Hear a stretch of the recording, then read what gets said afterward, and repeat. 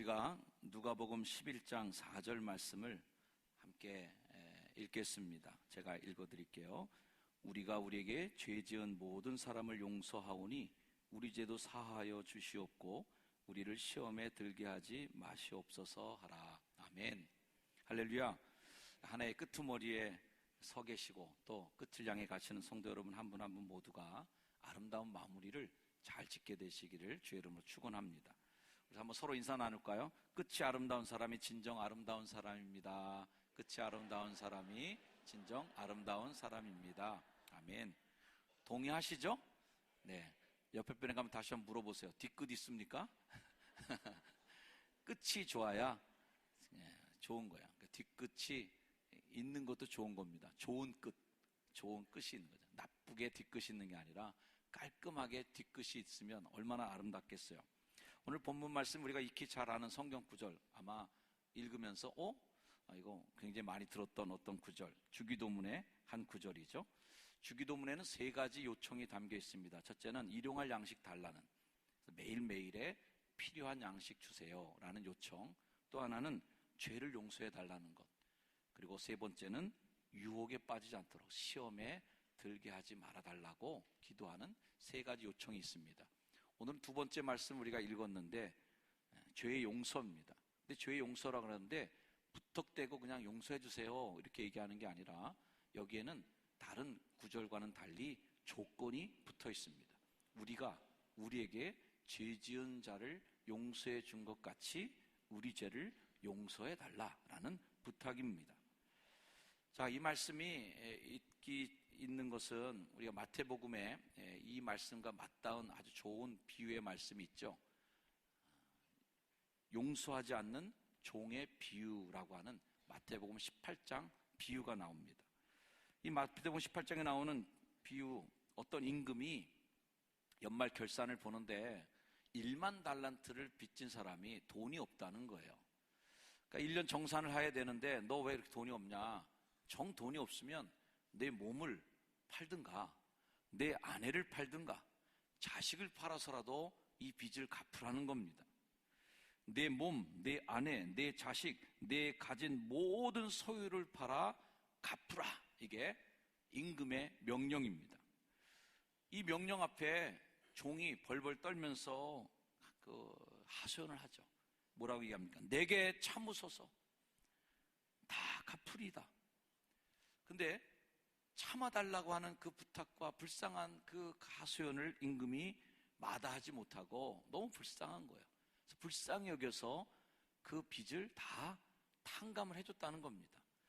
자, 여러분들이 1만 달란트 빚을 탕감받았다고 할 때 별로 놀라지 않으시는 것 같은데 이 1만 달란트가 얼마나 가치가 있는 것인지 한번 알려드릴게요. 자, 요즘 화폐로 따지면 1만 달란트가 얼마일까? 그 당시 한 사람이 품삯이 1데나리온입니다. 1데나리온이 하루 일당 값인데 1달란트는 6,000데나리온을 모아야 1달란트가 되는 거예요.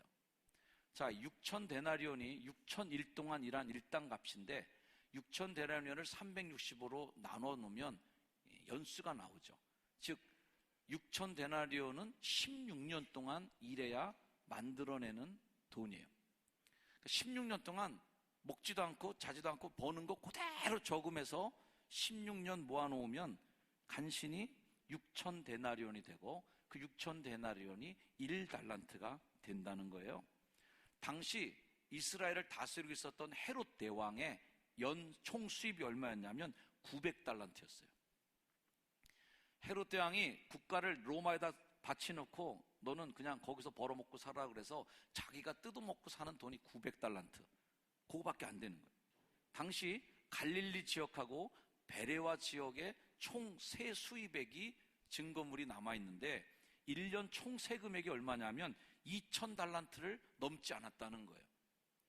그러니 10,000달란트 정도 되는 게 얼마나 큰 금액이냐. 우리 인천시 세금액의 5배 정도 되는 세금액이 바로 1만 달란트예요. 그래서 계산을 다시 해보면 16년을 일해야 1달란트를 만드는데 이게 이제 10,000달란트가 되는 거 아니에요? 그럼 몇 년을 일해야 되냐면 16만 년을 일해야 돼요. 여러분 16만 년 사시기를 주의로 축원을 드립니다. 이 정도 살 자신이 없으면 1만 달란트를 갚을 수가 없는 거예요. 자, 우리의 힘과 노력으로는 도저히 갚을 수 없는 돈이 1만 달란트라는 가격입니다. 거의 뭐 금액으로 따지자면, 저 계산은 이제 거기까지는 안 해봤어요. 아까 돈 10만 원으로 하루 일당을 쳐갖고 16만 년을 일당 값을 계산해 보진 않았는데, 이거 뭐 천문학적인 숫자입니다.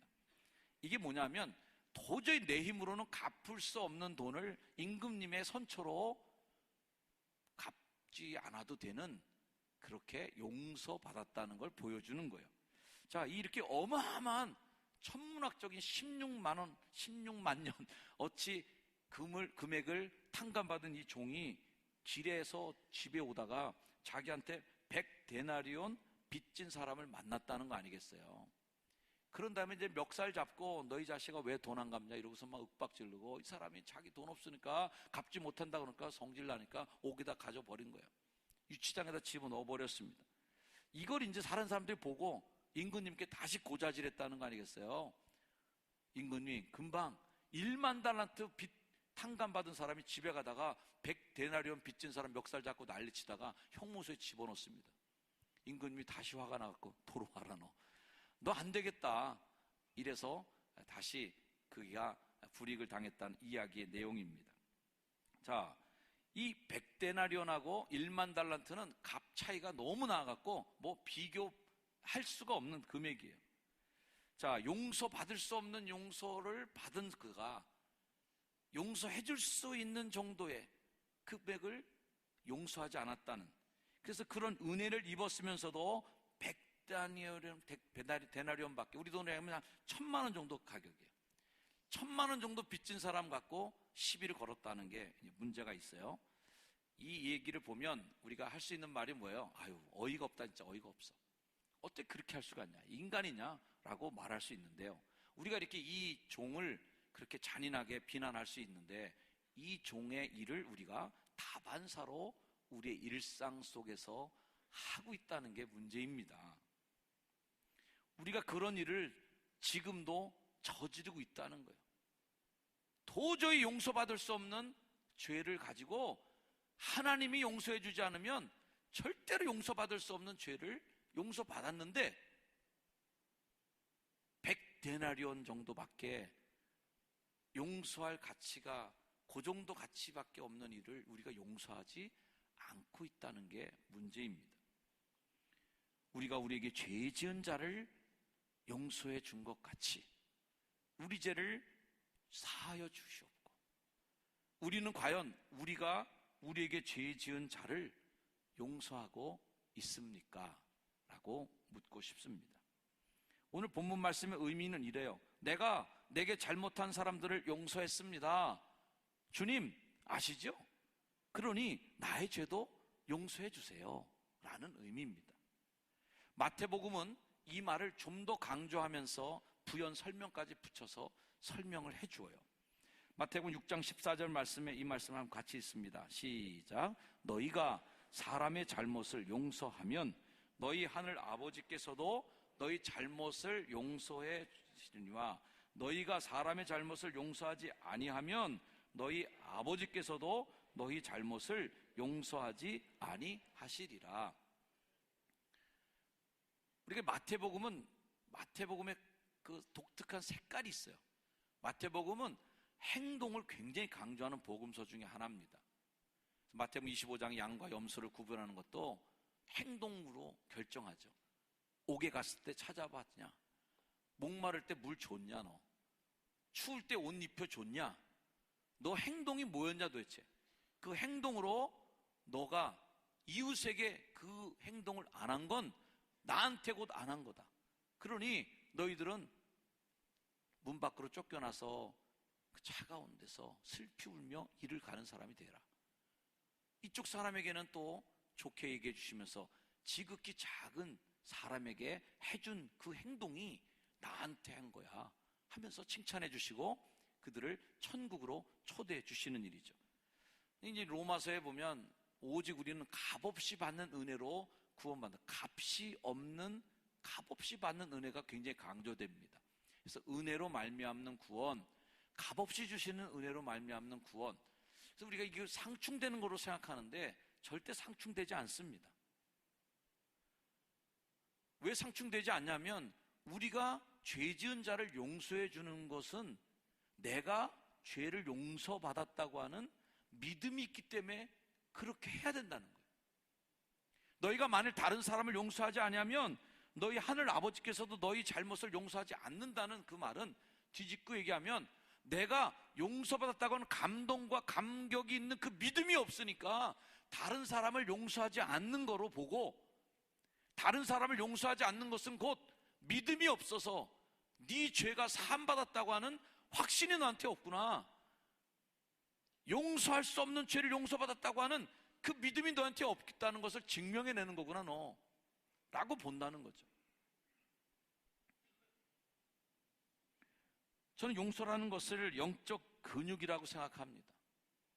어떻게 해서 그렇게 영적 근육으로 보나, 우리가 영적 근육이라 그러면 믿음의 근육을 먼저 생각합니다. 믿음이 좋아야지, 믿음이 강한 분이야, 믿음이 아주 저분은 좋아.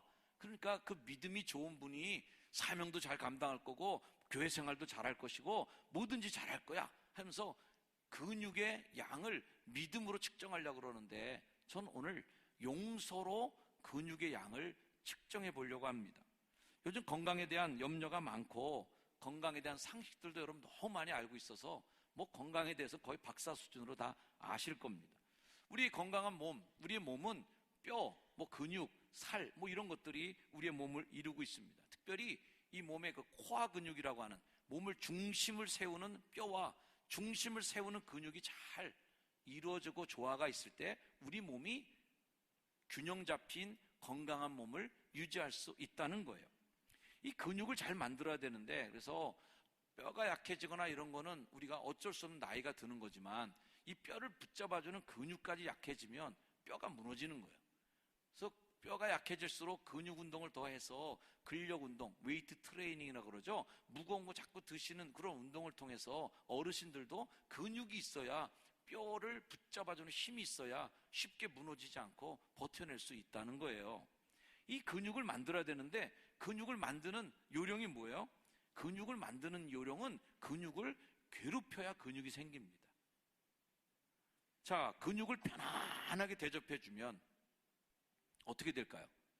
근육 다 없어져 버립니다.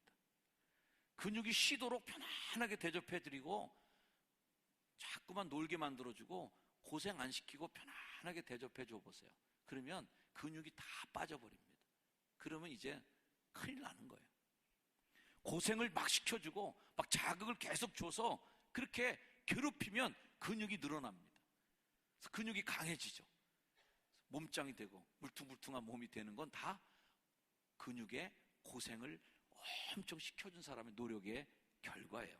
근육이 생기는 원리는 운동을 하게 되면 우리 근섬유의 액틴하고 미오신이 자극을 받게 되면서 근육이 찢어진답니다.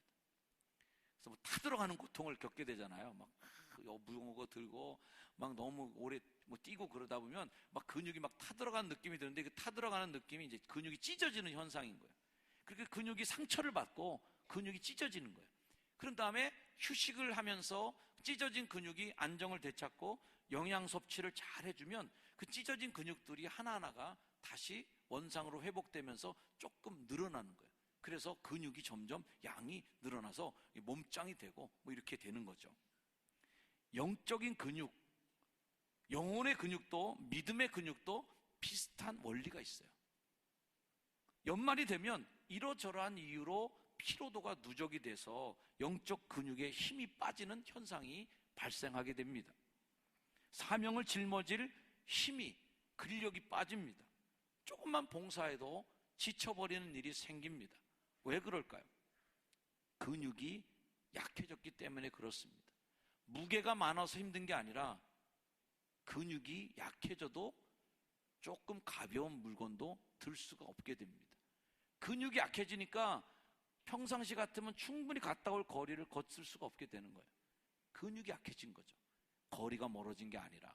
자, 이 영적 근육을 키우려면 어떻게 해야 되냐면 첫 번째는 영적 근육은 상처를 통과하며 자란다는 걸 알아야 됩니다. 읽어보세요. 시작. 영적 근육은 아픔,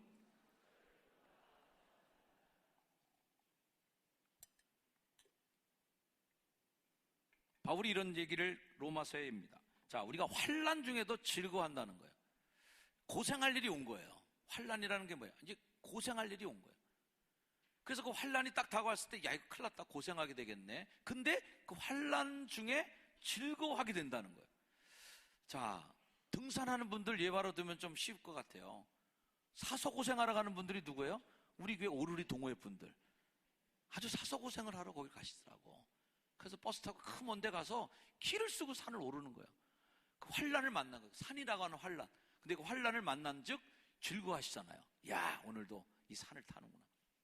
그래서 산에 올라가면서 어떻게 됩니까? 환난을 만난 거예요. 근데 환난을 인내하셔야 정상 밟죠. 산 딱 보고 안 가. 그러고선 버스에서 계속 앉아있으면 안 되죠. 올라가야죠. 그러면 막 허벅지가 터질 것 같고 숨이 가빠서 심장이 터질 것 같은 환난을 만나는 거예요. 자, 이 환난을 인내해야 되죠. 그러면 환난은 인내를, 그 다음 인내가 뭘 준다고요? 인내가 연단을 준다는 거예요. 이 연단이라는 말이 트레이닝이에요.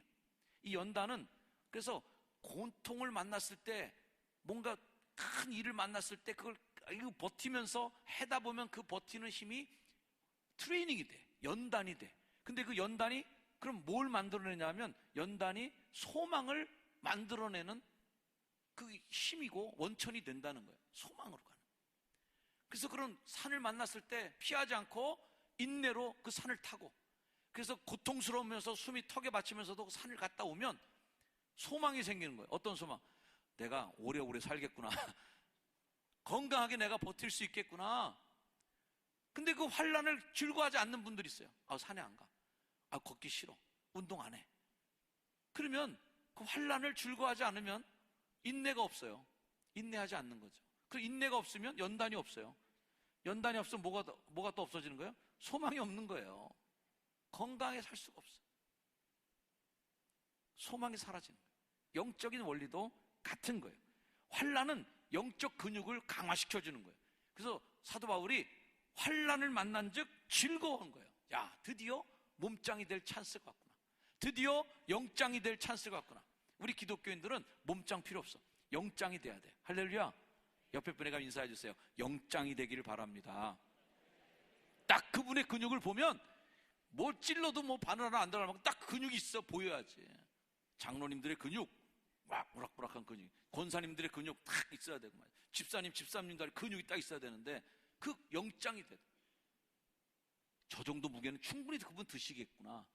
저 정도 벤치는 충분히 들어 올리겠구나. 딱 이 영짱이 보이는 거죠.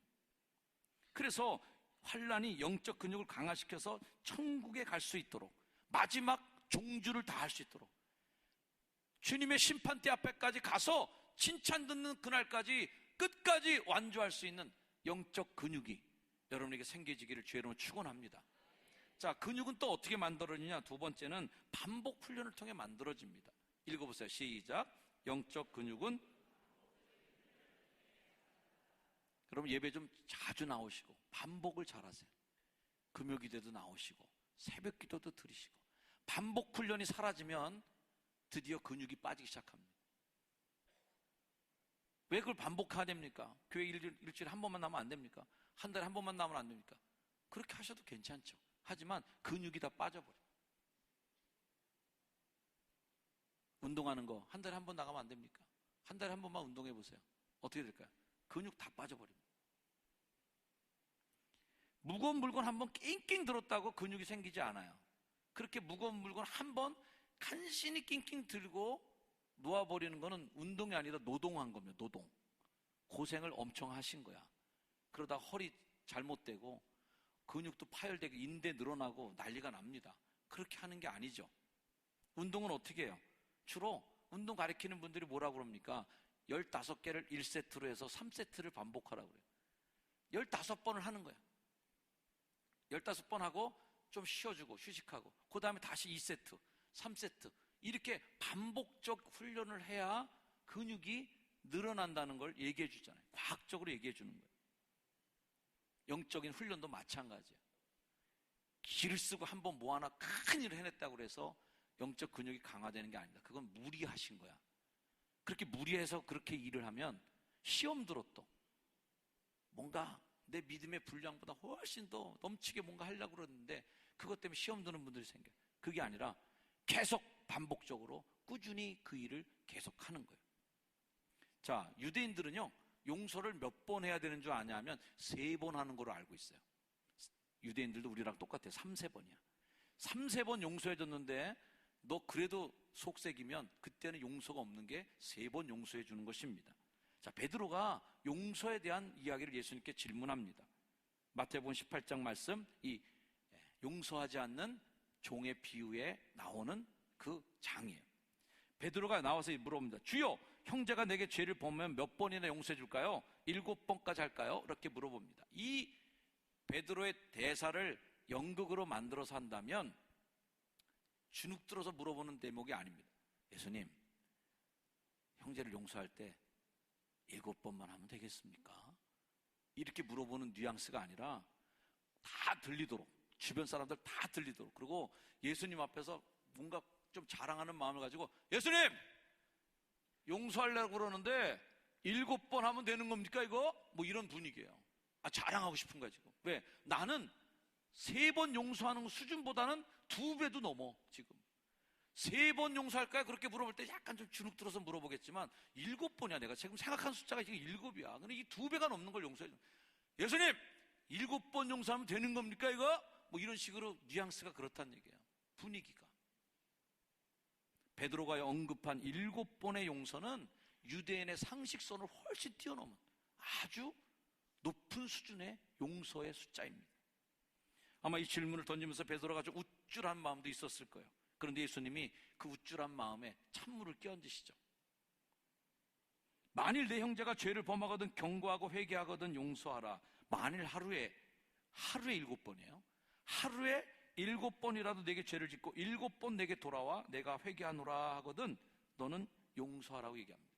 또 다른 성경 말씀에는 7번씩 70번씩 하라는 거예요.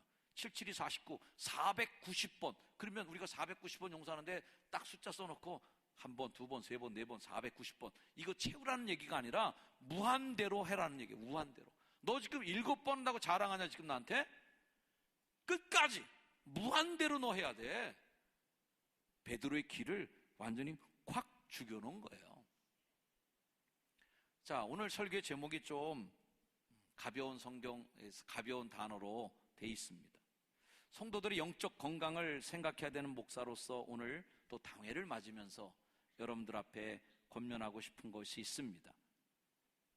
여러분의 영적 근육이 더 강화되고 우리 효성중앙교회 영적 근육이 더 강해져서 더 무거운 짐도 잘 들 수 있고 끝까지 완주할 수 있는 영적 근육이 우리 성도들에게 더 많아지기를 주의 이름으로 축원합니다. 그러려면 어떻게 해야 되는가? 용서라고 하는 근육이 찢어지는 아픔을 통해서 우리 영적 근육이 자라야 된다는 거예요. 용서는 아픔인 겁니다. 7번 하는 것도 쉽지 않은, 한 세트에 7번 하는 것도 쉽지 않은 거예요. 그래서 유대인들의 상식선에서는 한 세트에 3번, 3번만 하면 넌 끝이다. 그 반복도 어려운 반복이었던 것입니다. 그러나 우리가 영적 근육을 강화시키기 위해서는 그 아픔을 겪거든. 우리가 가장 아픈 게 뭘까 생각해 봤어요. 운동하면서 가장 고통스럽게 내 몸을 만들 때 진정한 몸짱이 되고 근육이 자라나는 것처럼 우리 영혼을 강화시킬 수 있는 고통이 뭘까? 성탄절이 다가오는데 예수님께서는 우리를 향해 오시는 그 의미가 있어요. 왜 오실까? 마가복음 10장 45절 한번 같이 읽습니다. 시작. 인자가 온 것은 섬김을 받으려 함이 아니라 도리어 섬기려 하고 자기 목숨을 많은 사람의 대속물로 주려 함이니라. 이 대속물의 의미가 뭐냐면 사전적 의미를 보면 지은 죄에 대한 벌을 받거나 속죄를 하기 위해 바쳐진 물건이나 사람이 대속물이에요. 오늘 좀 경박한 표현을 설교 제목에 썼지만 직관적으로 여러분이 그냥 툭 알 수 있는 그 단어를 사용해 봤습니다. 예수님이 이 땅에 왜 오셨을까 할 때 그냥 좀 가볍게 표현하자면 퉁치시기 위해서 오신 예수님. 우리가 누군가와 빚진 관계가 있어요. 누군가가 나한테 손해를 끼치거나 또 내가 은혜를 갚아야 될 일이 있을 때 뭔가 금전적인 배상을 하거나 또는 그 사람이 내게 해준 만큼의 일들을 내가 그 사람에게 다시 갚아줬을 때 우리가 쓰는 말들이잖아요. 야, 지난번에 너 나한테 10,000원 꿔준 거 있지? 오늘 이거 밥 사준 걸로 퉁치자? 그러면 그 사람이 10,000원 나한테 빌렸지만 오늘 30,000원짜리 밥 사줬으니까 퉁치자 그러면 친구가 그래, 오케이, 그래, 없는 걸로 하자, 퉁치자. 그럼 끝나는 거예요. 예수님이 세상에 왜 오셨을까? 우리의 죄가 너무 주홍빛 같아갖고 도저히 16만 년 동안 일해서 갚아도 못 갚는 그 돈을 우리가 빚지고 앉아있는데 이걸 하나님이 죄를 다 묻고 너 16만 년 어치 너 노동해서 이거 갚아야 된다. 네 죄를 다 갚으려면, 네가 지은 죄를 다 이거 탕감받으려면 그 정도 1만 달란트 값 그 이상이다. 너 어떡할래 너? 도저히 할 수가 없는 거야. 그때 하나님께서 하신 일이 뭐예요? 아들 예수님을 이 땅에 보내시는 거 아니겠어요? 그리고 예수님이 십자가에 달려 죽으시면서 우리 죄를 대속물로 대속해서 돌아가시고 때 우리한테 하시는 말씀이 뭐예요? 야, 이제는 니들 하나님 앞에 가서 내 이름으로 예수 그리스도의 보혈의 능력으로 힘있고 그 믿음으로 왔으니 하나님 이제 퉁칩시다. 우리의 공로는 없지만 예수 그리스도의 보혈의 공로로 하나님이 그래 퉁치자 그래. 됐다. 우리가 하나님을 아버지, 아빠, 아버지라고 부를 수 없는 말도 못하는 죄의 종이었는데 어떻게 다시 아들로 복귀될 수 있을까? 로마서 8장 15절 너희는 다시 무서워하는 종의 영을 받지 아니하고 양자의 영을 받았으므로 아빠, 아버지라고 부르짖느니라. 이런 은혜가 십자가의 은혜로 퉁쳐주신 은혜가 있는 거예요. 우리가 어떻게 아버지, 아들이 될 수 있을까? 고린도서 2장 10절 말씀 너희가 무슨 일에든지 누구를 용서하면 나도 그리 하겠다. 내가 만일 용서한 일이 있으면 용서한 그것은 너희를 위하여 그리스도 앞에서 한 일이다. 난. 우리 함께 외쳐볼까요? 누군가를 용서한 것은 예수님 앞에서 한 일입니다. 시작. 그러므로 누군가를 용서한 것은 그 사람 앞에서 내가 선처를 베푼 정도의 의미를 넘어서서 예수님 앞에서 한 일이라는 거예요. 바울이 그렇게 고백하는 거예요. 내가 만일 누구를 용서한 일이 있으면 그것은 예수님 그리스도 앞에서 한 일이다. 용서는 향기 있는 일입니다. 우리가 잘 아는 마크 트웨인이라는 사람이 이런 말을 남겼습니다. 용서는 제비꽃이 자기를 받는 이의 발꿈치에 남기는 향기다. 누군가가 제비꽃을 밟아버렸다면 무참하게 짓밟혀서 진물이 흘러나오는 것입니다. 그러나 제비꽃은 용서함으로 자기를 밟은 이의 발꿈치에 향기를 붙여내는 것이다. 용서하지 않을 때 가장 크게 다치는 사람이 누굴까요? 상대방이 아니라 바로 나입니다. 원한과 앙심은 우리 마음에 독을 뿜어내는 가장 무서운 독뿌리입니다. 내 안에 퍼져나서 내 정서를 강팍하게 만듭니다. 내 성품을 독하게 바꿔냅니다. 내 입의 말을 거칠게 바꿔놓습니다. 이게 바로 용서하지 않는 우리 마음의 독입니다. 그 독이 내가 미워하는, 내가 용서할 수 없는 그 사람에게만 뿜어지면 괜찮은데 아내에게 뿜어지고 자식에게 뿜어지고 교인에게 뿜어지고 사랑하는 우리의 이웃들에게 그게 뿜어져 나온다는 게 문제입니다. 그러니 원한과 앙심을 갖고 있는 거 얼마나 위험한 일입니까? 더 위험한 것은 영적인 면역력을 급격히 저하시킵니다. 원한과 앙심은 우리 마음속에 도사리면서 영적 근육을 저하시키고 영적 근육이 저하되니까 영적 면역력이 약해집니다. 누가 조금만 말해도 감기에 듭니다. 조금만 교회에서 무슨 일을 만나도 독감이 들어버립니다. 조금만 무슨 어려운 일을 만나도 영적 면역력이 떨어지니까 병에 걸려서 쓰러져 버립니다. 왜 그럴까?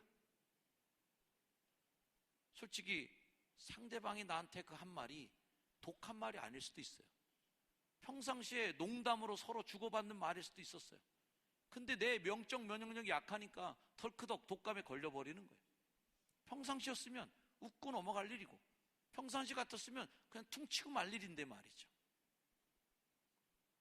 괜히 섭섭하고, 괜히 마음에 아쉬움이 들고, 미움이 올라오는 거는 정말 그 사람이 잘못했을 수도 있겠지만 대부분의 경우에는 교회에 나쁜 사람 없다고 저는 생각합니다. 어쩌다가 실수로 한 말일 수도 있고, 어쩌다가 잘못해서 의도적이지 않게 나타난 결과물일 수도 있어요. 내성이 있고 면역력이 좋은 사람은 퉁치고 지나갑니다. 그럴 수도 있지 뭐, 나도 그런데 뭐, 이러고 지나가지만 면역력이 없는 사람은 그걸로 되게 앓는 거예요. 쓰러져 버립니다. 알아눕니다. 우리가 내년도로 한 걸음 더 나아가기 위해서 당회를 엽니다. 이 당회 전에 우리가 해야 될 일은 뭐냐면 비우는 것입니다. 그래 하나님이 채워주시죠. 사랑하는 성도 여러분, 삶 속에 우리 효성중앙교회 안에 하나님 부어주시는 은혜와 축복을 기대합니다. 여러분의 삶에도 그게 넘치기를 주의로 축복합니다. 그럴 걸 받기 위해서, 그걸 받기 위해서 비워놓는, 올 한 해 저에게도 실수가 참 많았습니다. 또 정현수 목사가 뜻이 아님에도 불구하고 상처를 드렸거나 담임 목사에게 상처받으신 분들에게도 용서를 구합니다.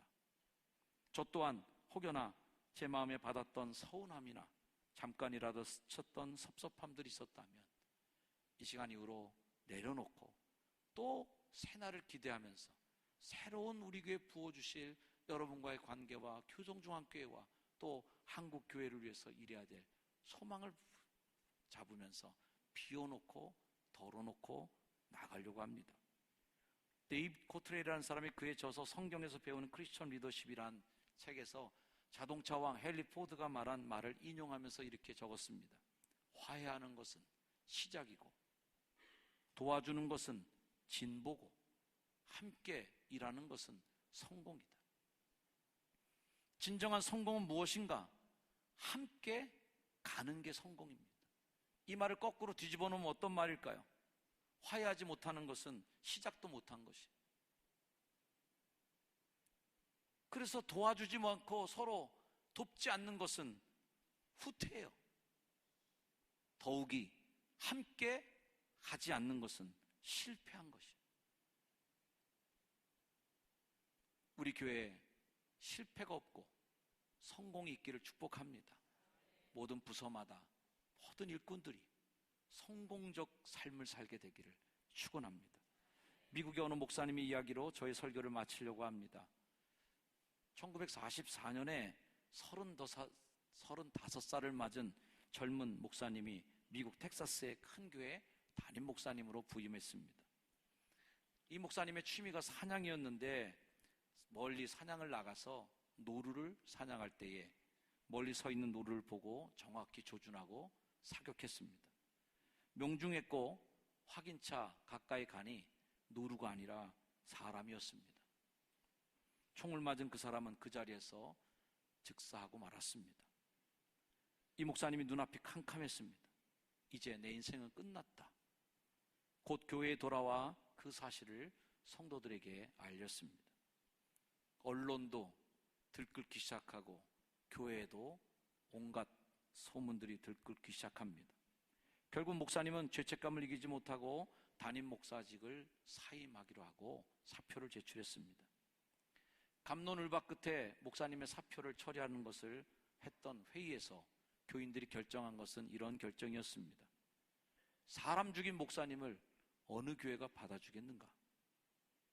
우리가 용서하지 않으면 우리 목사님은 평생 어디 갈 곳이 없는 목사가 된다. 지금 최고의 결정을 해야 될 기회를 우리가 맞았는데 목사님을 용서해 주십시다. 그래서 사람을 총으로 쏴 죽인 그 목사님을 용서하고 받기로 했습니다.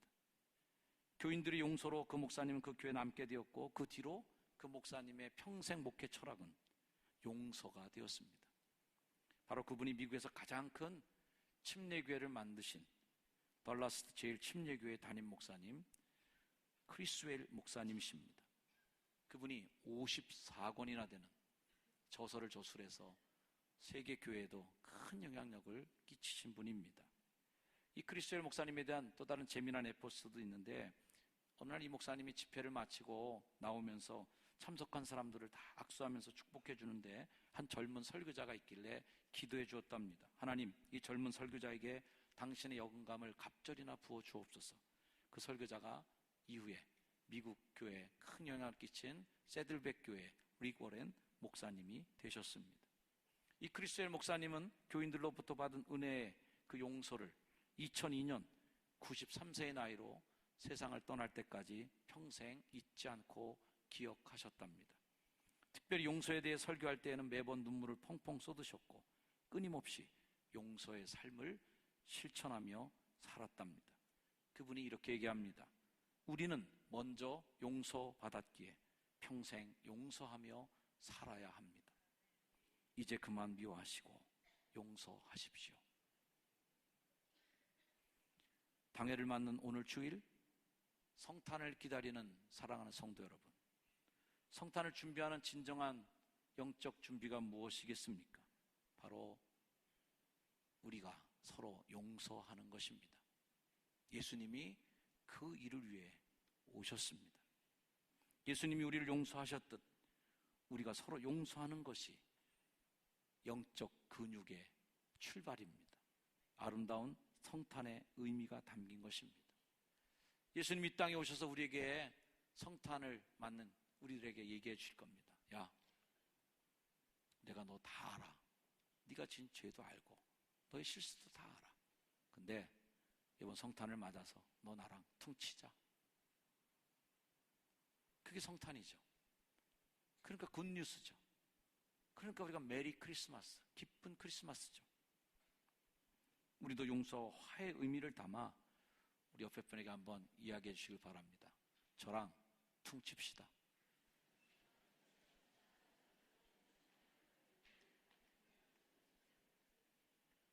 별로 안 하시는 분들이 많으신 것 같아요. 다시 한번 왼쪽 사람하고 오른쪽 사람하고 같이 한번 다 한 번씩 악수하면서 인사해 주시기 바랍니다. 오늘로 퉁칩시다.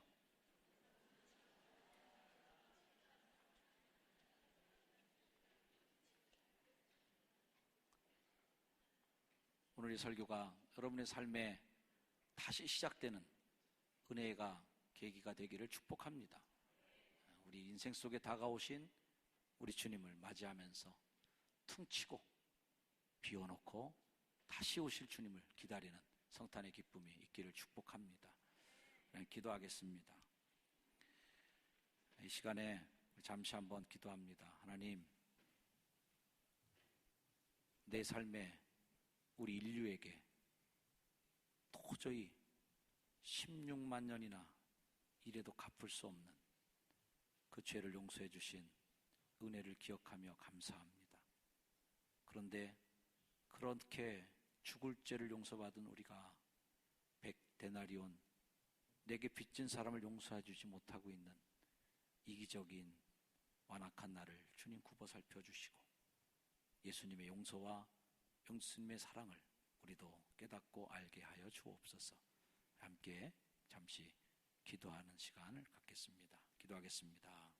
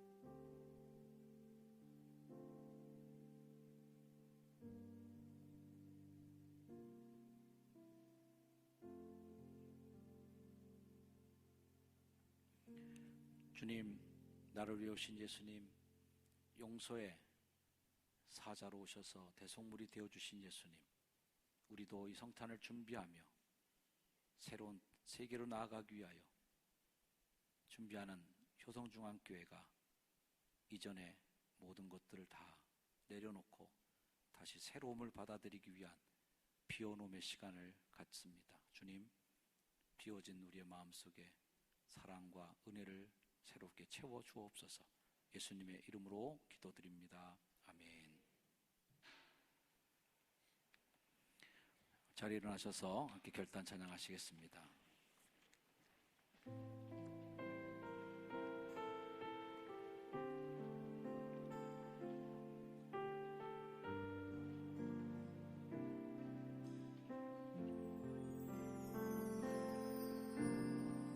형제의 모습 속에 보이는 하나님 형상 아름다워라. 존귀한 주의 자녀 되 용서하며 섬기리, 용서하며 섬기리.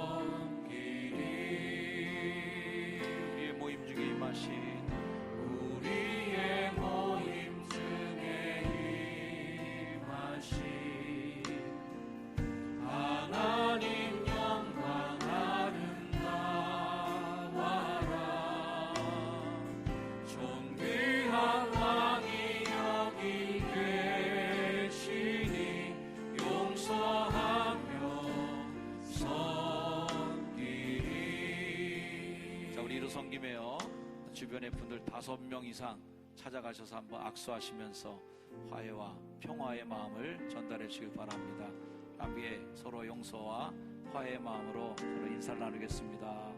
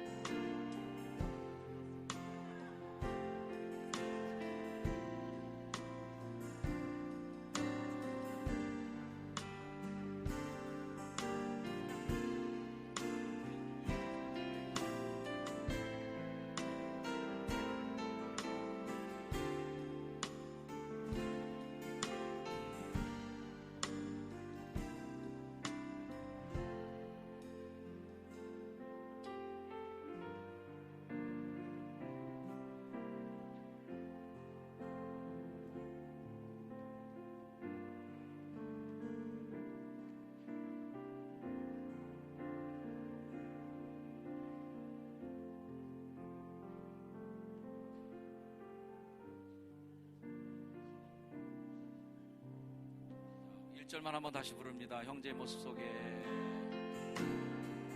형제의 모습. 자, 우리 여기 2층에 계신 분들이 한번 뒤로 돌아서 보세요.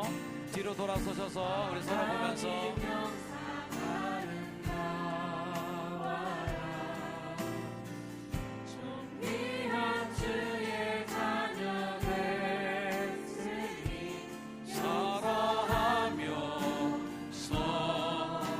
모임 중에 임하신 우리의 모임 중에 임하신 하나님 영광 아름다워라. 존귀한 왕이 여기 계시니 용서하며 섬기겠습니다.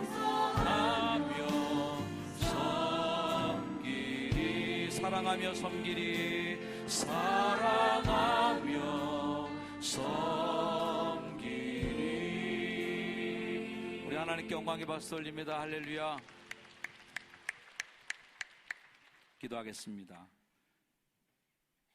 이제는 화해의 임금으로 이 땅에 오신 우리 구주 예수 그리스도의 은혜와 평화의 왕이신 하나님을 섬기는 우리 모두가 한 형제 되어 하나님을 아버지라고 부르는 형제의 사랑을 나누길 원하시는 하나님 아버지의 극진하신 사랑하심과 도저히 그렇게 할 수 없을 때에도 말할 수 없는 탄식으로 우리를 도우셔서 그렇게 할 수 있도록 도와주시는 성령님의 놀라운 은혜의 역사가 이 시간 당회를 앞두고 함께 예배하며 믿음으로 미래를 향하여 한 걸음 크게 내디들어 나가는 거룩한 주의 백성들 머리 위에 이제 영원까지 늘 항상 함께 하시기를 간절히 축원하옵나이다.